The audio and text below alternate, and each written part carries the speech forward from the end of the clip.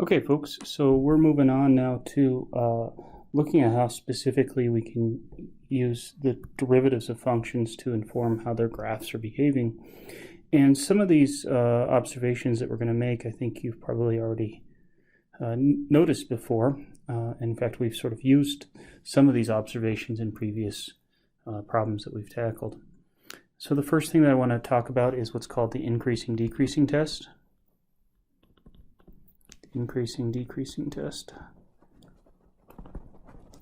And it says let f be continuous on some closed bounded interval and differentiable on the interior.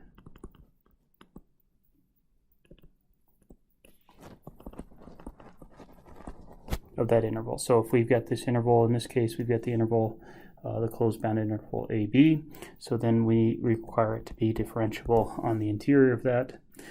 Okay. Then if the derivative is always positive for all x on the interior of that interval, then we're going to say that f is, well, not that we're going to say, then f must be increasing on that interval.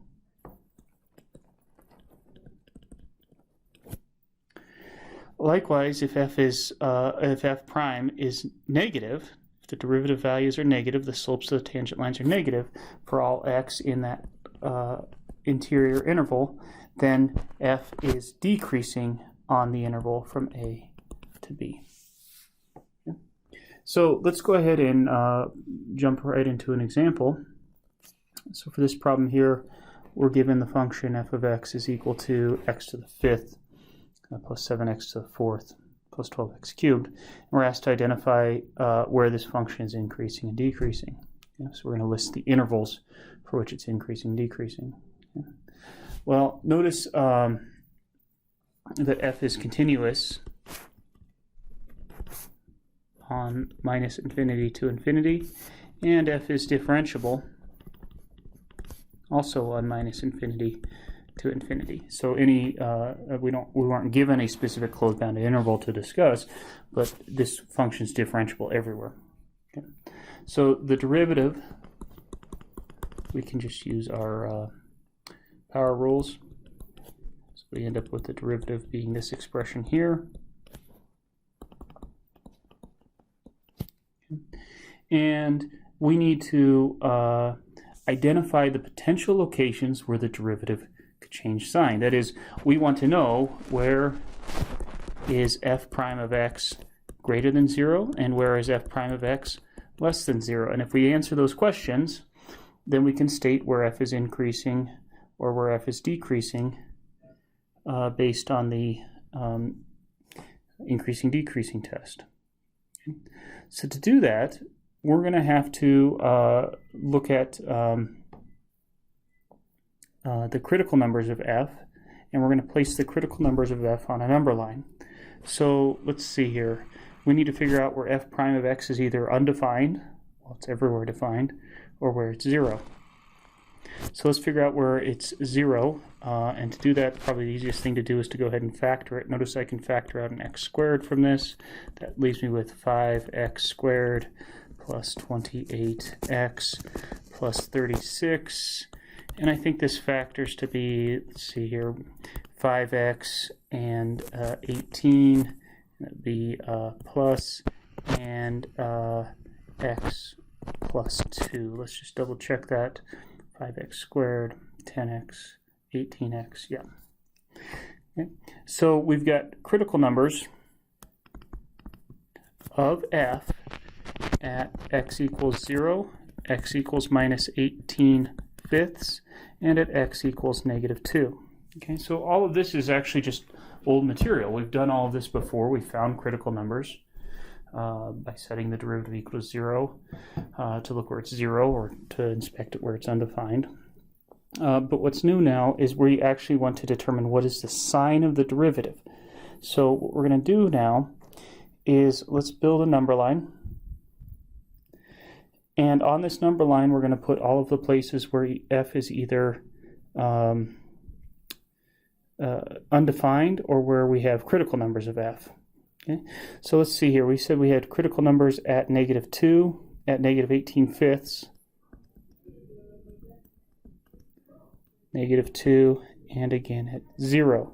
Okay. One thing I want you to get in the habit of, and we'll start doing it right away, is this is a critical number of f. This is a critical number of f, and this is a critical number of f. We're going to label why we put these points up there. Okay.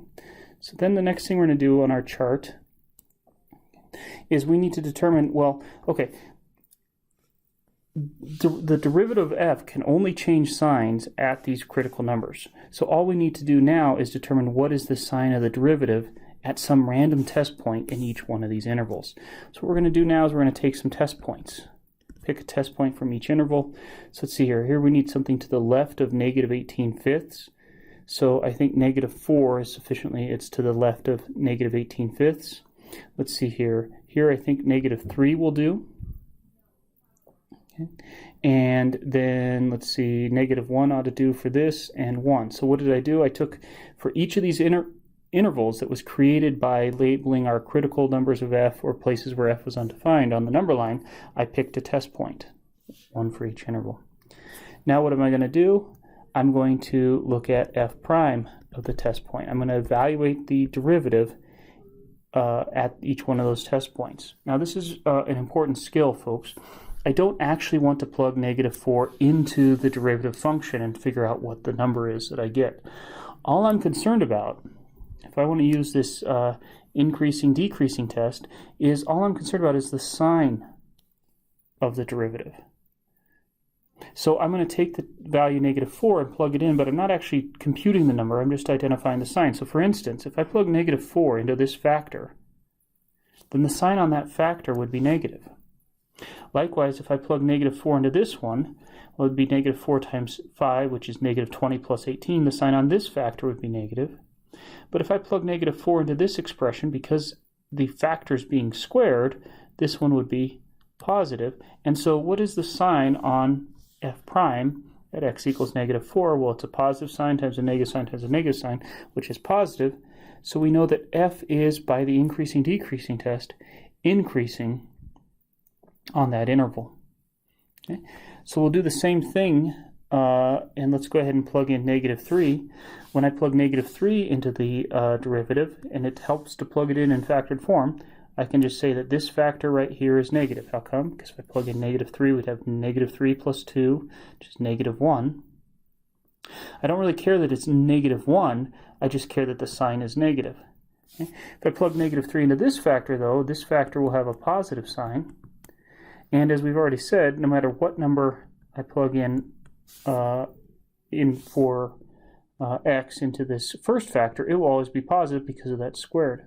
So we've got a positive times a negative. So f prime, the sign on f prime is less than 0 for negative 3.